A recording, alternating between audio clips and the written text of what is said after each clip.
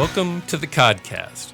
Charlie Baker is often called the most popular governor in the country, and polls indicate he has a huge lead in the race for governor. But is he a real Republican, or a Republican in name only? My name is Bruce Mole of CommonWealth magazine, and with me today are two gentlemen who probably have different opinions about the governor. Ed Lyons, a political writer and longtime Republican activist, and John Walsh, a former chairman of the state Democratic Party. Let's start with you, Ed. Do Republicans worry about the Republicanism of Charlie Baker? Yes, good morning. Thanks for having me on. They are worried. A lot of Republicans are losing faith in the Republican character of our governor. The majority support him, but many are upset with what they're seeing and wonder whether or not that they're getting value out of having a Republican governor. And we're also about to have a governor's race where a lot of people who are Democrats are going to say, we don't see any value to having a Republican governor either. So I think it's a good time to ask this question, is Charlie Baker Republican? And if he is a Republican, what is everybody getting out of that? And why are people saying that? Why are they saying he's not a true Republican? Well, I think that a lot of people have kind of a national political citizenship. I think that a lot of Republicans in this state, turn on Fox News and are on the internet and social media. And Charlie Baker doesn't sound like the Republicans they're seeing on Fox, that his style is very different. He likes to work with Democrats at a time when tribalism demands you must be constantly attacking the other side. Also, they see legislation that he's signing that they don't support.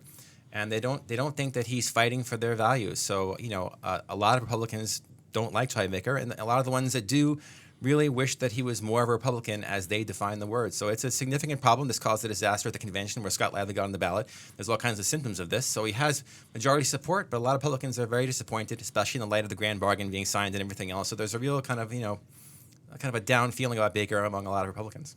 John, how do you see it? Well, all my Republican friends tell me, actually, I do have a number of Republican friends. I think Ed describes it well, that one of the potential problems for Charlie Baker is that he does not have the passion of his base. And I think Ed describes some reasons. There are things that they see he does that they don't really like. They don't see him articulating Republican values. I think that one of the things, if you took some of those Republicans and you put them in a room with active Democrats, they would find some common ground, because Democrats don't hear Charlie Baker articulating any values, any priorities, anything that impacts them that they care about. He's sort of become part of the worst side of Beacon Hill. I mean, he's just there to get reelected. And I think that that's really one of the problems. And in a race, which is still 5 weeks away for the primary, and then almost 100 days before the voters have to decide whether Charlie Baker gets a term, if nobody's passionate about you, and then you start looking at the job he's doing, I think that's what makes him vulnerable. But I do think that problems at home in his party's base, in his party's philosophy, is one of the undergirding problems for Charlie Baker as a candidate. Now, Ed, you wrote a piece for CommonWealth magazine that laid out a little different viewpoint of Charlie Baker. You talk about that he's pretty successful at creating friction with the Democrats on Beacon Hill. Talk a little bit about that. So I do think there's a lot of passion for Charlie Baker. I think I have enough passion about Charlie Baker for all 440,000 Republicans. But when I mean that he's having problems in the party, I mean that, shockingly, 30 to 40% of Republicans, can't seem to find the way to like the best Republican governor in America. I mean, that it's kind of tragic, but he still has majority support. And so I think the problem is that they want him to be kind of an uber legislator to get things they want passed or to stop things in passing they don't like. So, what Charlie Baker says is, I create friction. I can get successes that are for Republicans and for everyone else. I can reform things that Democratic governors would not reform. I can make all kinds of decisions that you will like, because only a Republican governor would do them. So I think he is successful as a Republican governor, but because he's not legislatively that successful, although he has had some successes, I think a lot of Republicans are disappointed because the only way they're judging is on legislation. And there's a idea you put forth that he's brought Democrats into his cabinet and the way he frames the debate. So one issue that I'm particularly interested in is the MBTA, and you he's characterized it as a workforce, sort of a manpower issue there. Who's running it? How do they run it? That sort of thing, as opposed to an infrastructure problem. You think he frames problems correctly, right? Well, differently than Democrats. I think that on the left, the MBTA conversation is entirely about infrastructure problems and a lack of money. I think Charlie Baker saw the MBTA as an organization of several thousand people that needed to perform better. And his people have discovered a litany of management and problems and cost and fixed a lot of those things. And they found a lot of new money that was already in the budget without raising taxes. Whether it's enough is a whole other issue. But I don't believe the Democratic governor would have found all of these problems or would have fixed them. I think the conversation would have been entirely about infrastructure and revenue. And I think that the people got more out of that approach than making it about those other things. I think there's many areas where his approach, a Republican approach, actually got results where I don't know if a Democratic governor would have gotten those results. John, sometimes I know I'm a reporter, so I have a different perspective than a lot of other people probably. But Yes, I don't think you're the enemy of the people, by the way. okay, No way. but at times I think Charlie Baker is popular because he isn't always pushing an agenda a lot of the time. And maybe that's a problem in your view, but at the same time, he tries to portray himself as a guy who's addressing problems where he finds them, whether it's at the T, that one was sort of forced on him when the T collapsed, or just about anything in state government. He's trying to figure out a way to address that problem. I think people respect that, that he's not taking a left or right viewpoint of every issue. I'm guessing you disagree. Well, I hear your point, and first of all, to hear Ed introduced as a Republican writer, I had the chance to read his piece, and I would recommend everyone read it on CommonWealth because it's a thoughtful articulation of his point of view. And one of the things in that, and to go to your point, is that Ed describes the tensions that Charlie is about people. And not to pick on the piece, but what he basically says is he hired some Democrats. And so therefore, that's one reason to elect Charlie Baker. Well, a Democratic governor will hire some Democrats too. I find it interesting that you don't articulate any Republicans he hired that are doing particularly insightful, good work. I can do that. Okay, we can do that. But to your point, I do think that Charlie maybe doesn't push an agenda. I don't know if he has an agenda, but since we're talking about the MBTA and defining it as people, Charlie Baker actually has had a pretty consistent agenda at the MBTA, and in many places that employees are the problem.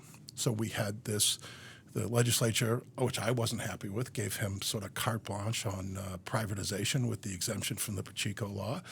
We had a number of his efforts that failed miserably on the ride, the count room, the bus contract, all these things that was, the employees are the problem, and just give us a reform agenda. He had a carte blanche, and it disappeared because it didn't work. And the ones that he did put in place didn't. The bus contractors would save millions of dollars. He had one bidder. On the ride, it made it worse.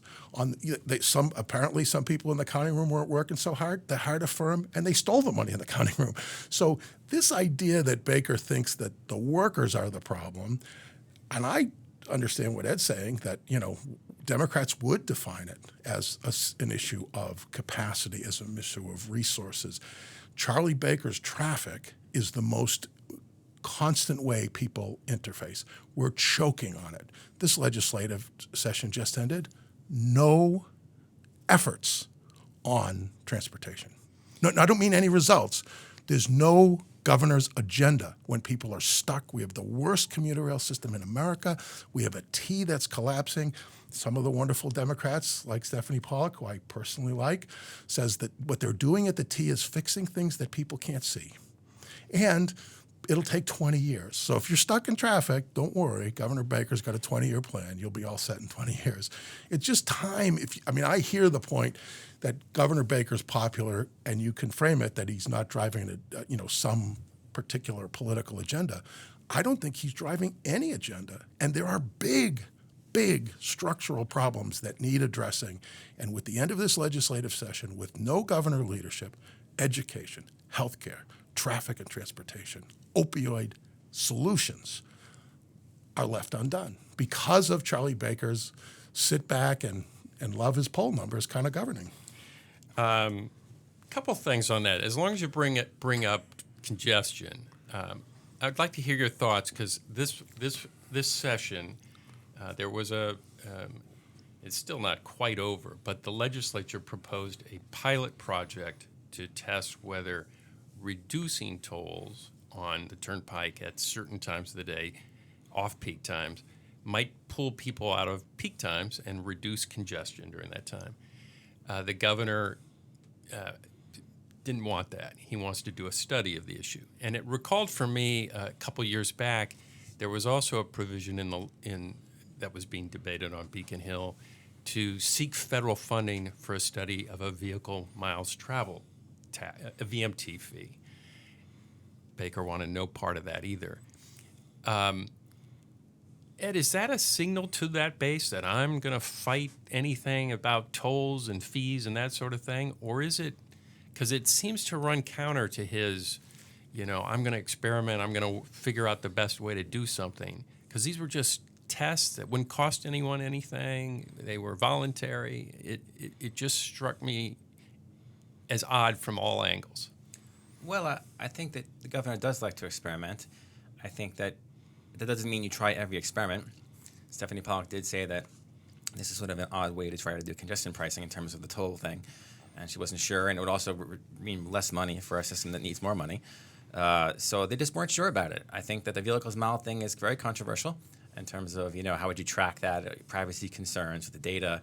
So, there are a lot of things you could do, but one of the things that I think is a hallmark of the Baker administration is saying we really can't do everything. We can only do a certain number of products very well, whether it's fixing the T, whether it's healthcare, all the work he's doing in healthcare.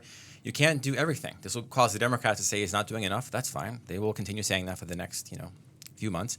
But I think that doing less and doing it better and being cautious rather than aggressive is, something I think he's done well. I think there's always more that you can do. I don't mean to trivialize all the things he can do, but I do think that his restraint is actually seen as a good thing.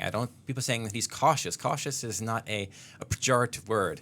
I think that it's good to be cautious about what things you want to try, and if there's no clear benefit, then maybe he doesn't want to do it yet. There are plenty of times Baker, kind of waits and sees and then does it. He doesn't always say no and then continue to say no.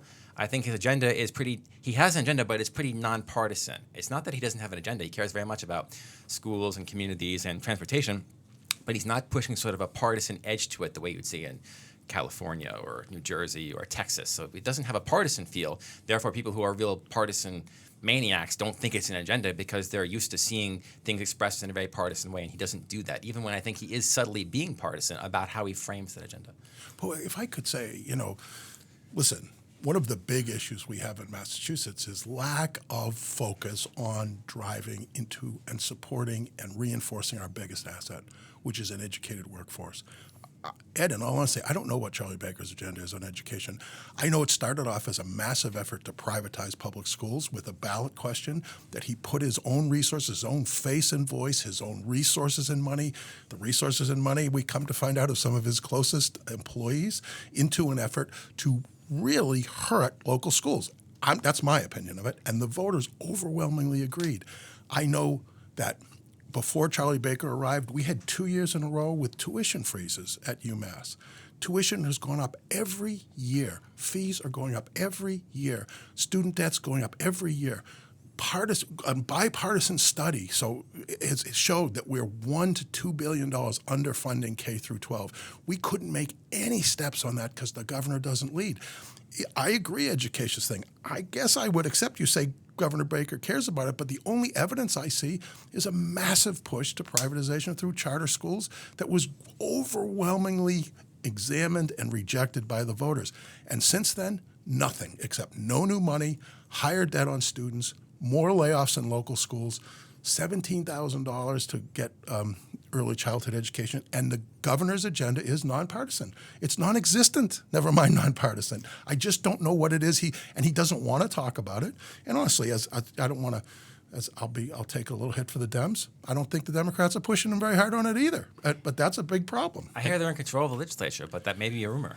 They are in control of the legislature. I wish the hell they'd. I mean, we should do another show on that. But yeah, if the whole thing about Charlie Baker is he's ineffective and it's somebody else's fault, that sounds very familiar to me. Well, that would be your fault on your side, just for the record. No, fine. So let's talk about that.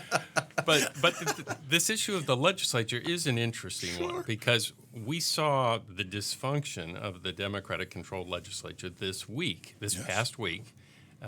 They just left tons of stuff till the very end, and I totally understand the brinksmanship involved with that, but it looked awful. Yeah. And they clearly are not of one mind about education, congestion, traffic, the T. They don't know where they stand. You increasingly have a Senate that is becoming more and more moving further and further to the left, and you have a House that seems to be moving pretty much in lockstep with Charlie Baker on a lot of things. It doesn't seem like the Democrats have it figured out by any stretch. So listen, let's pretend there's a cynic at the table. None of us, of course, are cynical. But my friend Governor Patrick used to say that in Beacon Hill, it's not about Democrat and Republican. It's about inside and outside. And what's on display in this end of legislative session, as articulated by former Senator Ben Dowling in an interesting post on one of your sister stations out west, that this dysfunction is unnecessary, unexplainable, and only can be attributed to the benefit of the insider class, whoever you think it is moving those channels. But if the governor has an agenda, he can move it. When in CommonWealth magazine, Emily Norton, a guest contributor in 2014, wrote this whole article about you want reform, elect a Democrat. In transportation, who got rid of who complained about the Turnpike Authority for 30 years? Republicans. Who got rid of it? Deval Patrick. Who put flaggers on the streets? By the way, when Deval Patrick was governor, there was a map on mass.gov. You could find out. Some people thought there were too many. Some people didn't think there were enough. How's that going, the whole flagger thing with Charlie Baker? By the way, how's the Mass State Police going? How's the Department of Revenue going with all their great IT improvement? How's the Registry of Motor Vehicles doing? How long does Shirley Leung have to stay and wait in line for her stuff? Just go on and on. By the way, thank God for Charlie Baker. Department of Conservation and Recreation has not had any public blow-ups about their hack hiring hall over there. Now they just had a former Quincy school committee member who got a job over there after getting disbarred. That got a little bit of a blip. But the idea that Charlie Baker is driving any kind of agenda is I publicly hold the Democrats in the legislature responsible for not driving our own agenda through that. But if we did have a cynic at the table, they might say that there's a little wink and nod. But the bills that get passed too late for the legislators to correct after Charlie Baker screws with them this week, did we not know when the deadline was? But look at all the contradictions we were just asked to accept in that little monologue. So Charlie Baker is somehow so powerful that he can drive any agenda he wants, unless it's charter schools. He can do all these things. He somehow can anesthetize the Democratic legislature to do whatever he wants, even though he doesn't really have an agenda. So how can all these things be true at the same time, where he's powerful when you want to make him look bad, but then he's useless when you want him to be useless? Like, if he can drive an agenda, why haven't some of his agenda items succeeded? What is his agenda, Ed? To be honest, I'm open to talk about it. I just don't know. You picked education. What's his education agenda? Well, for instance, he's a big supporter of vocational, educational, technical schools. He's a big supporter. Evidenced by the fact that he says nice things about him. Not everything is about money. There's no new money. There's no reforms. There's no expansion. But the decision to so he praises something that's already in place before he gets there. That's his agenda. Fortunately, I can respond with quality instead of quantity to all these charges being leveled at. By the way, I was at the Department of Motor Vehicles 2 days ago with a squirming toddler. I got out of there in about 15 minutes. The people there are wonderful, and they created improvements in process and training when I asked them why it was so good there lately. I know Shirley Young had a bad experience. I think she went to find a real ID. I didn't do that this time. Yeah, you're going to the Nantucket Registry? That's been going pretty good. I'm not one of the well pants people at the party. I went to the one in Revere with ordinary Americans. Awesome. But back to that original, is he a Republican? Perhaps his biggest influence is one that he doesn't strongly articulate in a big way. But the two Democratic candidates for governor are clearly looking for new revenues all over the place. They see a need to invest heavily in state government, and they want to invest huge amounts, which to most people means higher taxes or whatever. Baker has, like him or not, say he doesn't have an agenda, he has skillfully resisted that move without drawing an enormous amount of attention to it. And that's a pretty Republican ideal, hold the line on taxes. And it is interesting, Massachusetts voters seem to, they've often elected a Republican governor for that very reason. They don't like the results of that. In the WBUR poll, it says, and last time I was here, we talked about it. You ask people, do you like Charlie Baker? Yeah, they do. If you ask them, what do you like about him? It's something. He's a nice guy. He gets along with people. He didn't screw up the marijuana law, whatever. There's very few things. And then you ask them specific, education, transportation, healthcare. On none of those issues do a majority of Massachusetts voters say that Charlie Baker's doing a good job. And then if you ask them the question, is he doing a bad job? They wouldn't say that either, because he's not doing the job. The reason that Democrats are pushing for more revenue is that we have traffic jams extending in all directions. We have the worst commuter rail system. We are underfunding our K through 12 art programs, special ed programs. Student fees are increasing. Brockton's laying off more teachers for the fourth year in a row, and there's no effort. Listen, if people care about healthcare and education and transportation. If Charlie Baker has a way we can do better without taxes, then let's hear it. There is nothing he's proposing, and we are doing nothing. And by the way, let's just put this in the context of when we're living. We're living during an economic boom, an extended period of economic growth, strong jobs, and this year particularly booming state revenue. So the point is, what about when it changes? Then what are we going to do? And that's when I would answer the question, we're going to find out, yeah, Charlie Baker's a very serious Republican. He's the guy whose first job was at the Pioneer Institute. He's the guy who only cares about no new taxes. He's the guy who believes in privatizing transportation and education. And when the economy turns, prediction for Democrats is going, not that bad. Charlie Baker's going to be a disaster for the priorities that Democrats have. He's not a half-assed Democrat. He's a Republican who's just sitting and waiting, and he has no agenda other than no new taxes. It's amazing. We have a problem with revenue and tax revenue is booming all at the same time. Yet another contradiction in the same paragraph. All these things can't be simultaneously true. I think that the economy is booming. The state tax revenue is actually doing quite well. I think $41.88 billion is enough to take care of our state's needs without raising more revenue. The Democrats disagree. They're running on it. That's fine. But the legislature also isn't disagreeing with Charlie Baker. It isn't like they're passing tax increases. It isn't like they're dedicating more money to the MBTA. How does Charlie Baker have this magical power over all these Democrats? I just don't understand how that could be the case. Well, you could ask him. Just ask them for it. That would be one way. If he believes it, or if he doesn't believe it, say he's opposed to it. He's just the governor, though. He's just the governor. He's just the governor. He's the not governor. Not king. In Massachusetts, the structure is the governor has the bully pulpit, he has the administrative control, and he has the not only the moral requirement, but has the authority to be the initiator of policies. And he's not doing it. He's just not on things that matter to us. He's not. People get it, and that's his problem. And listen, I get the polls. I trust Steve Kozella's numbers. It is a disaster for us in a boom economy. We are clean energy. We're sliding. Education, we're crumbling in some areas and sliding in others. On transportation, we're backed up in every direction. And it's not so much that the agendas Charlie's put forward, privatization of education, privatization of the T, they have failed. And there's no, how about we've gone from the CommonWealth Avenue Bridge is now the most important issue in Massachusetts. I don't come in from the West, but I imagine it would be. We have gone, in Deval Patrick's administration, we had an accelerated bridge program because he inherited 732 structurally deficient bridges. And how did we do that? Because we did infrastructure repair by anecdote. Look, we're fixing that bridge.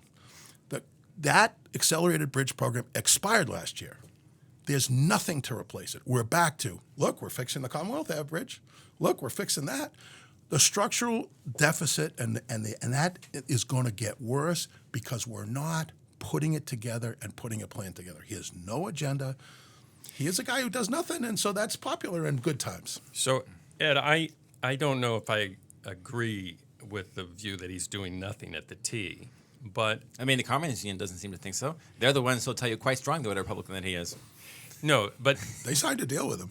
Good for them. There is an agenda they have at the T. Oh, yes. But I guess what I'm curious about, this whole issue of additional revenues, I think it's going to come to a head. Let's just stick with the T for a minute. It's going to come to the head in the not too distant future. Sure. It's not going to come ahead before the election. The Baker folks are going to make sure that doesn't happen. But if he was to embrace new revenues, like he embraced charter schools, which was that's a gutsy call. No matter what you do, that's a gutsy call. If he was to embrace new revenues, would Republicans just run away from him? No, because he's the only base of power we have in the state. The Democratic Party is mature. They have multiple bases of power, multiple sources of money and ideas, and we have Charlie Baker, more or less. So when you say run from Charlie Baker, yes, the party would become probably less enthusiastic about him, but I'm sure he would, if he needed to do that, to agree with that, let me just say, by the way, the legislation should come from the people. I have many state legislative friends. Legislation comes from them, not the governor. We elect them to set the agenda. The fact that they're letting Charlie Baker supposedly set the agenda, although he supposedly has no agenda, is bizarre to me. I can't imagine some of my friends down the street here, did you know the fact that it's not your job to propose legislation and agenda? They say, that's what I'm elected to do. Not the governor. He's just the governor.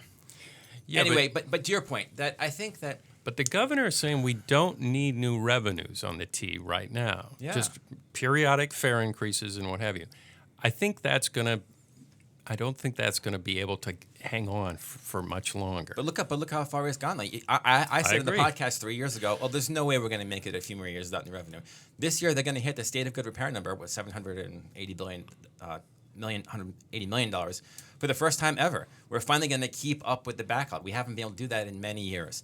So Baker and his team have gone much further without a new revenue, quote unquote, than I could have possibly imagined. So I don't think this can go on much longer. I do think that the public will want the T fixed faster, but of course, it's not just about money. You have to have capacity. I ride the T off peak a lot, and there's a lot of closures to fix things. It's very hard to fix a lot of the system while the system is running live. They can't shut down the T twice as often to fix it twice as fast, or else we can't even use it. So how much the T can do at once is an interesting problem. I'm not sure more money is going to be the answer. I do think they should increase their capacity over time.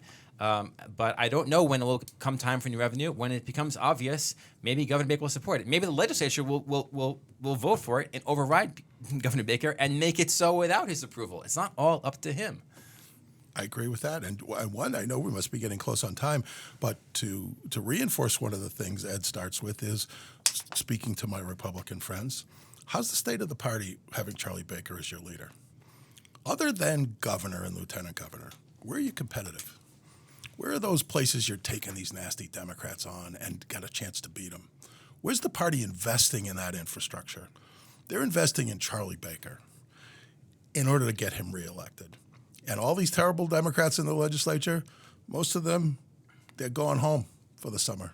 They're not knocking on doors because there's nobody challenging them. They're not at risk. They're not at risk. I get. So just one of the reasons I think Republicans might not like Charlie Baker is it's all about him, just like when Mitt left.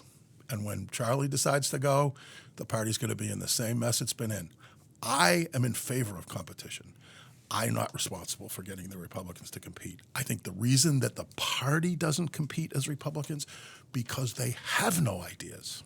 The energy on the party is in opposition to Charlie Baker. And they're either going to continue to deal with this, or they're going to be happy that, I can't believe we got through this. Like, I get that. I can't believe we got through it either. That's not true if you're on the green line when it goes down, or you have to kick the windows out of the red line or the orange line to get out of a smoke-filled thing. We're not getting along. The state of the Republican Party, it's not up to me to decide, but I bet that's another reason why Republicans aren't happy with Baker. There's no effort because he's not pushing an agenda, he's not recruiting people to drive an agenda, and we're getting nowhere as a state. Well, that's That sounds really terrible. I hope the voters find out about this and make an informed choice and get rid of this terrible man. So on that note, I think we're going to wrap it up. I want to thank Ed Lyons and John Walsh for being here, and we'll see you next time on the Codcast.